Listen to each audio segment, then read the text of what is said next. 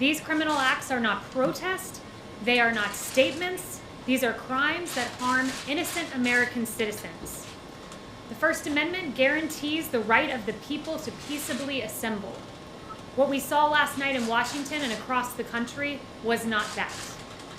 To that end, President Trump is demanding action to protect American citizens, to protect American businesses. 17,000 National Guard are deployed in 24 states, but according to General Milley, only 2 states have deployed more than 1,000. There are 350,000 National Guard available overall, and for the lawlessness we are seeing, far more needs to be done. Governors across the country must act, deploy the National Guard as it's fit, and protect American communities. As President Trump has said repeatedly, it's very important that we have peaceful protesters and support the right of peaceful protesters, but we cannot allow a situation like what happened in Minneapolis to descend further into lawless anarchy and chaos. And we understand that very well. And with that, I'll take questions. Yes. To your point, the country is in crisis. There's a global pandemic that has claimed more than 100,000 lives. At least 40 million people are unemployed. There are now protests and racial tension ripping apart many cities.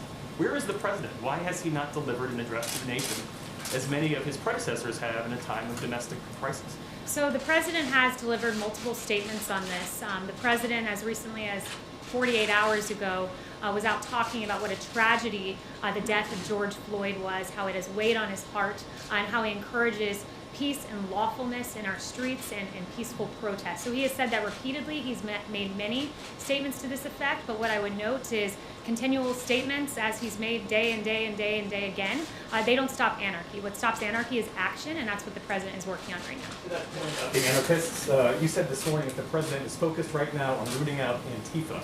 George Floyd did not die in Antifa custody, he died in police custody.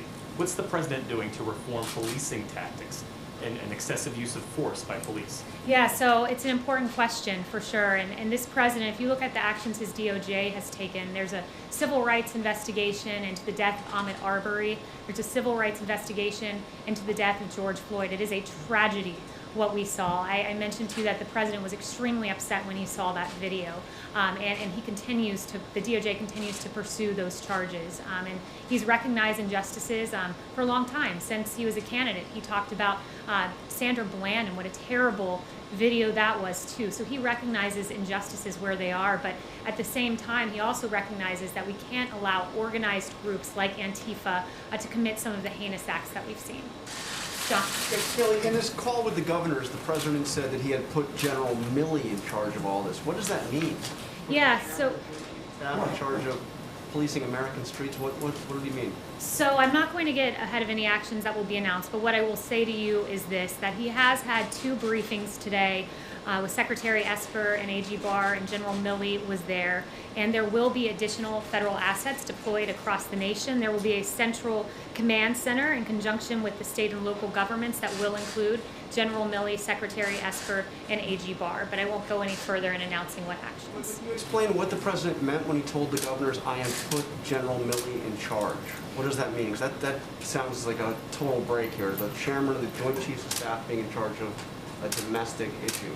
And ensuring that, as the president has said, and this has been taken out of context, by the way, that our streets are dominated with a police force and with a National Guard presence. So that, let me explain a little bit about how this works. If there's a peaceful protest, police will form a line. And what we've seen are those lines have been overwhelmed by massive protests that have turned into riots, the peaceful protests to be distinguished from the riots we've seen.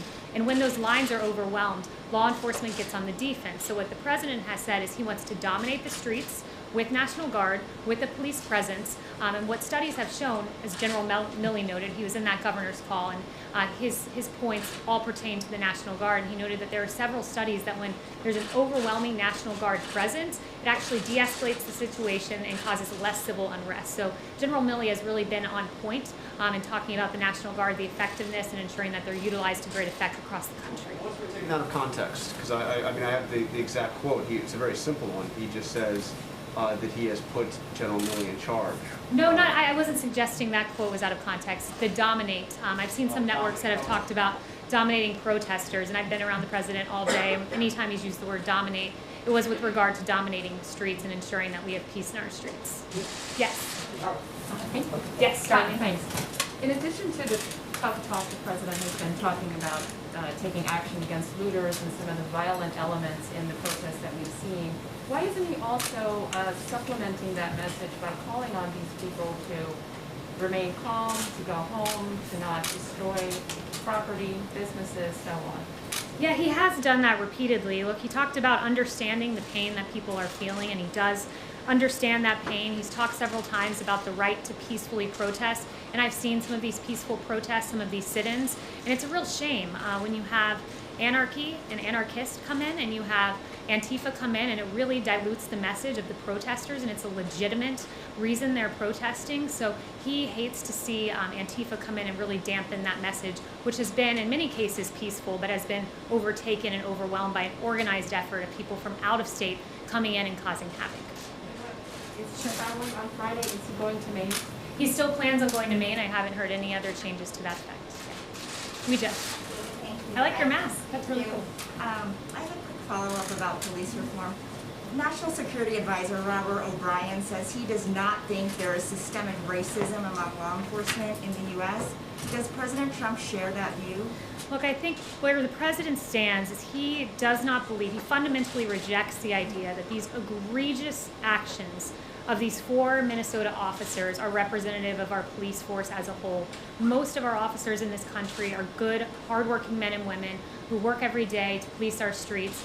He's recognized cases of injustice. I noted Sandra Bland back when he was in the primary. I've noted more recently Ahmaud Arbery and then George Floyd. So he recognizes these injustices. He puts a focus on them, but he also recognizes our valiant police officers who have taken to the streets each and every night over the last 6 nights and protected our communities.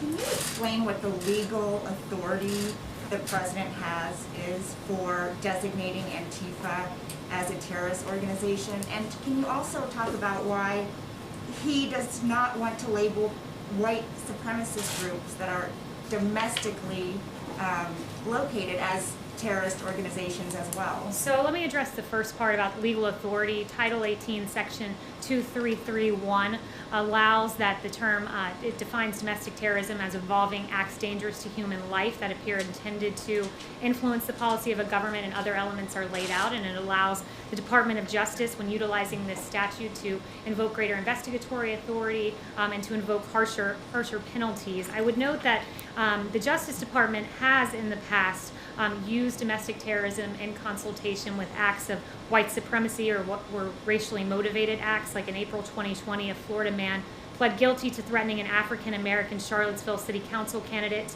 And at that time, the FBI Joint Terrorism Task Force was utilized. Same in the case of February 2020, where it was used in connection to 4 racially motivated violent extremists. And I would also note the president's long history of condemning white supremacy and racism. There is no place in society for these egregious, despicable ideologies. Jen? Have you designated any white nationalist groups as terrorist organizations? That it has been used, I explained how in this case that domestic terrorism will be used as a way that the crime is prosecuted. It's a prosecutorial method, and it was utilized in the same exact way with regard to white supremacy. Yes? Kayleigh, on the Minnesota police officers, is he suggesting that they should be charged as well as the officer who's already been charged, the other 3? And also on Antifa, can you explain a little bit about how would he know, or how is he talking about how he would identify members of Antifa?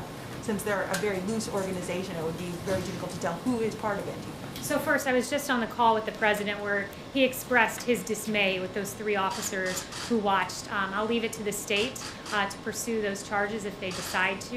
It was the state that pursued the initial charge, but the president has expressed his complete dismay with those actions. With Antifa, I do think it's important to note that they are a big element of this protest. AG Barr has noted that. Ambassador O'Brien has noted that. We have ample evidence that DOJ has received indicating that Antifa is responsible for that unrest, but as to exactly how Antifa is identified, that would be more of a question for DOJ. Yes. When you talk about additional federal assets, does the president have authority to deploy forces across the country beyond the National Guard? He does, and look, we're looking at every tool in the federal toolkit available to us. You know, ideally, this would have been resolved at the state level. The states, after all, have the police power embedded in the 10th Amendment, and it is their responsibility to patrol their streets. But you're right to say that there are many federal authorities, including the one you cited, available to us. Bring this up with the governors and the phone call today? The focus of the call with the governors was really the National Guard, not that specific tool in the toolkit that you mentioned, but the National Guard and how it should be utilized much stronger than it's currently being utilized. Yes, I will go to, let's see, Jeff. Okay, thanks. Following up on what John was asking earlier, Governor Whitmer, she said she found the president's call today deeply disturbing, and she said the president told the governors they need to put it down or they would be overridden. So what, I mean, is there a specific authority he's using? Because as you know, Posse Comitatus really prevents the use of the army to put down domestic insurrection of any kind. Yeah, I don't know why Governor Whitmer would be dismayed at the president telling governors to do their job. It is their responsibility to police their streets. They have the police power embedded in the Constitution. They have quite clearly, many of them, failed to do their job. Look at the scenes we have seen. And it's gotten to the point where today the president has said, enough is enough. You know, there are tools I can use, namely deploying National Guard, many others that Steve cited one, the Insurrection Act. It's one of the tools available. Whether the president decides to pursue that, that's his prerogative. Right now, we're looking at a focus on the National Guard. That's where it currently stands. And you know, there's a distinction between the National Guard and military forces in the street. I would note the National Guard are friends and neighbors in these communities who are used, and as I noted, the study from General Milley used to great effect when they are deployed. So the focus of the call was the National Guard, encouraging the deployment, far more than the 17,000 out there, and utilizing them this evening, certainly. Would you like to see 100,000 National Guard on the street or 200,000? I won't put a number on it. I think it's incumbent on governors to look at the situation. You know, a case in Texas might not merit the same thing as, you know, New York City. So he's encouraging the governors to up those levels, but there's not a specific number that he has in mind. David. Kayleigh, there is a perception that the president is hiding in the bunker on the racial protest issue. He was literally put in a bunker on Friday night by the Secret Service. I mean, would you agree that he is hiding out on this issue, and is that a good posture to be in? I would not agree with that at all. Look, I was on the phone with the president at least half a dozen times yesterday, and every time I talked to him, he was telling me about a different action he had taken, whether it was talking to a governor about this or a foreign leader about ventilators. This president has been leading. He met with generals yesterday. He's each and every moment taking another action to try to solve and resolve what we've seen in our streets where the governors have failed. He's stepped in. He's acting. He's hard at work. You've heard from him on this issue any number of times, and he's working because that's the job of the president, is to keep this country safe. Well, we haven't heard him on camera that much. Is he going to give some kind of speech or a specific event about, you know, all these disturbances in hundreds of cities? I really think that that's a misnomer in the media. You know, it was really appalling, some of the coverage I saw, like the New York Times yesterday made no mention of the myriad times that the president has spoken on this issue. Instead, in paragraph 14, they made a cursory mention of his remarks at Space Force, most of which, at least half of which, pertain to George Floyd. There was a Washington Post article with an egregious headline about Trump staying silent. He hasn't been silent on this. I have a whole list of his remarks there, and instead, paragraph 23, they note, oh wait, we're contradicting our own headline. The president did in fact make remarks. Contrary to the silent headline, you had Don Lemon on CNN saying at 9:38 p.m. on Saturday night, the president's been silent. Ironically, that comment came 4 hours after the president was quite audibly speaking at this issue. I was there for the remarks, and then you had CNN double down the next day, Sunday afternoon, saying the president was silent. And you know, I don't want to bore you with reading out all of the statements, but it sounds like I should read a few, like the president saying it's a grave tragedy that filled Americans all over the country with horror, anger, and grief, and I stand before you as a friend and ally to every American seeking justice. He said, I understand the pain the people are feeling. I can go on, but I would just be repeating what the president has already said, because make no mistake, this president has not been silent, and at this moment, he is acting to protect this country from the lawlessness we saw just out here in Lafayette Park last night. Yes? In a particularly egregious act, St. John's Church, Church of the Presidents, was targeted last night. Graffiti all over, set on fire. What is the president's reaction to that, please? It's hurtful, honestly. I think it's hurtful on a number of levels. Look, The VA was defaced. Literally the word veteran spray painted out of the placard in front of the Department of Veteran Affairs. The Lincoln Memorial defaced. How does that make much sense? The place where the March on Washington began, that momentous occasion in the history of civil rights. That memorial was defaced last night. That doesn't honor the legacy of George Floyd. It doesn't. And certainly not the burning of St. John's Church. Look, St. John's, I think it's important to go through a little bit of this, but Reverend John C. Harper was the St. John's rector many centuries ago, at least decades, centuries and a few decades ago. And here's what he was told. He was told he needed to close St. John's because he couldn't leave it open for the March on Washington because, quote, it might be a bloodbath. But he stood boldly. He stood boldly and he stood on the side of justice. And on the day the March on Washington happened, here's what was sung from that church. One family on earth are we throughout its widest span. Oh, help us everywhere to see the brotherhood of man. And of course, we know that the March on Washington ended with Reverend Martin Luther King Jr. giving that incredible speech, I Have a Dream.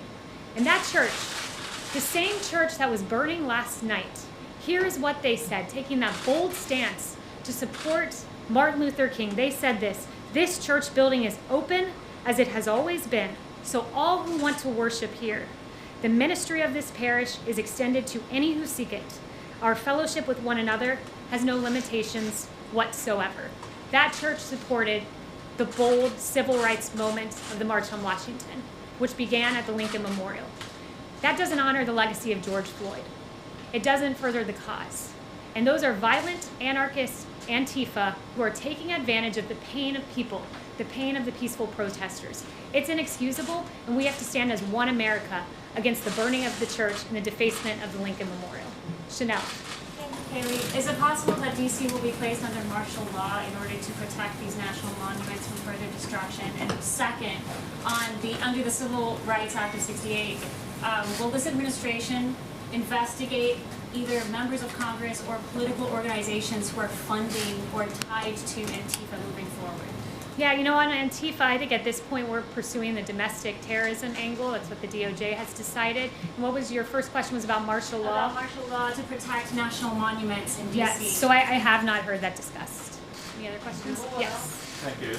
Can you confirm a phone call earlier today between Presidents Trump and Putin? And if so, considering what the President said to governors later in the day, did he ask President Putin for advice on how to quell unrest in his own country? I don't have any details on that call. I wasn't a part of it, I'm not entirely certain what was discussed, but the call did take place. And you said yes. Does the President regret using phrases like when the shooting starts, the looting starts, the shooting starts, and phrases like vicious dogs? Is he considering apologizing? So the President, on the looting point, he was taken wildly out of context. Twitter, it's interesting to watch. I've seen multiple instances of real incitement of violence on Twitter, but they've never penalized those users. Like, for instance, Iran, we've seen horrific tweets from the Iranian regime about the elimination of the Zionist regime, to quote them, and that was never flagged. Interesting that their gut instinct was to flag the President, and they did so in an accurate way. The President very clearly laid out what he meant by that tweet, that looting leads to shooting. And we have seen the unfortunate killing of one person in Minneapolis. There were 7 people shot in a St. Louis riot a few nights ago, and the President clearly laid out what he meant. But it is interesting to watch the gut instinct of Twitter to go ahead and label what the President said as somehow inciting violence, which it absolutely was not. But look, I want to say this. We cannot let violence and we cannot let looting and a few bad actors divide us as an American people. The American spirit is defined by love and mutual acceptance and kindness. And despite the horrific scenes we've seen play throughout the media, there's some things that we haven't seen. And I think it's important for the American people to see them. And Judd, I'm going to call for that soundbite now of some video that I think is very important for us all to watch.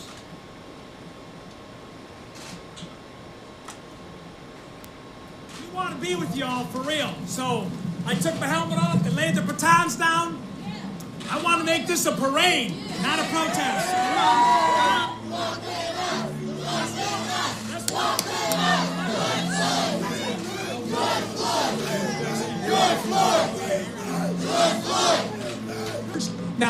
1 ounce of damage. Nobody's arrested. Nobody got hurt.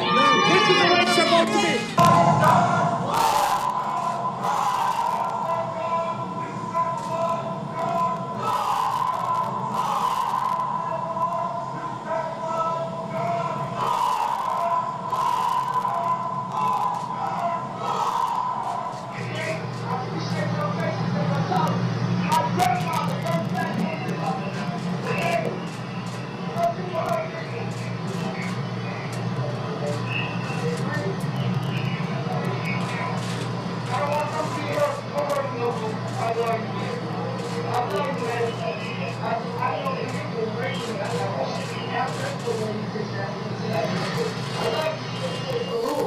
Of human shame protecting an officer separated from his unit.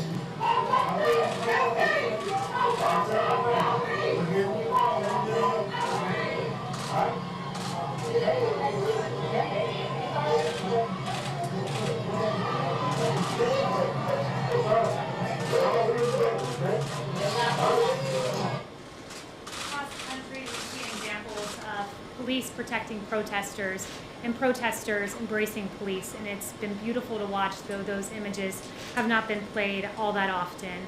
And I just want to leave you with a quote from Martin Luther King Jr. that we must learn to live together as brothers, or we will perish together as fools. Thank you.